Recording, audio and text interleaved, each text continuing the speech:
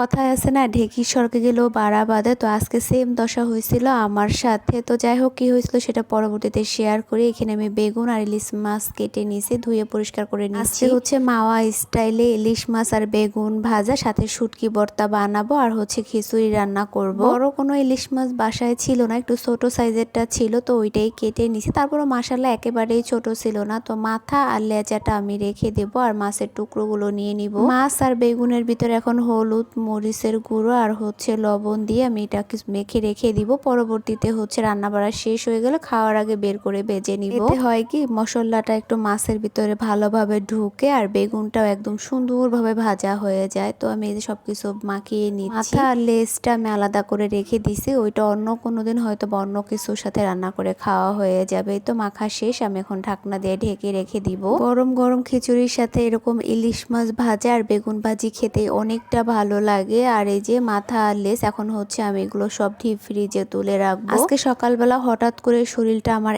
এত পরিমাণে খারাপ হয়ে গেছিল, আসলে আমি বুঝতে পারিনি। প্রতিদিনের মতো সকালবেলা ঘুম থেকে উঠে নাস্তা টাস্তা করে যা হাতে কাজ থাকে ওগুলো শেষ করে তারপর হচ্ছে আমি বসে থাকি। তো প্রতিদিনের মতো আজকে হচ্ছে এই সেম কাজ। তো হঠাৎ করেই হচ্ছে আমার শরীরটা খারাপ হয়ে যায়, পরিমাণে খারাপ হয়ে যায় যে আমি উঠে দাঁড়ানোর মতো শক্তি ছিল না আমার। তো যাই হোক, সারাদিন শুয়ে থেকে আসরের নামাজটা পড়ে তারপরে ছেলেকে নিয়ে একটু বাহিরে গেছিলাম। টুকটাক অনেক প্রয়োজনীয় জিনিস লাগবে, যেহেতু আমি বাড়ির থেকে আসার পর থেকে আর মাসের বাজারটা ওইভাবে করা হচ্ছে না।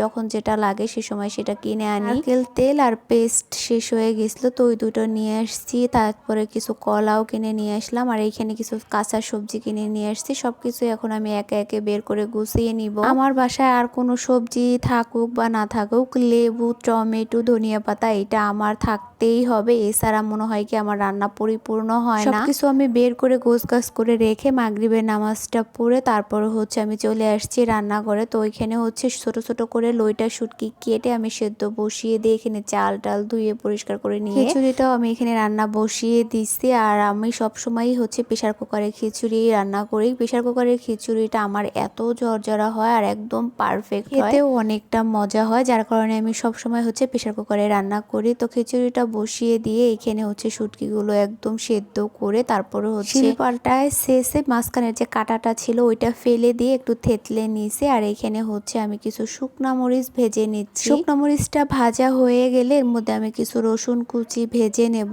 আজকের এই লইটা শুটকি ভর্তাটা হচ্ছে আমি একদম কক্সবাজারের স্টাইলে বানাবো। এইভাবে এর আগেও হচ্ছে এরকম শুটকি বানানো খাওয়া হয়েছে, অনেক ভালো লাগে খেতে, যার কারণে আজকেও বানাচ্ছি। রসুন কুচিটা একটু বাদামি কালার হয়ে আসলে ওর ভিতরে হচ্ছে আমি এখন শুটকিগুলো দিয়ে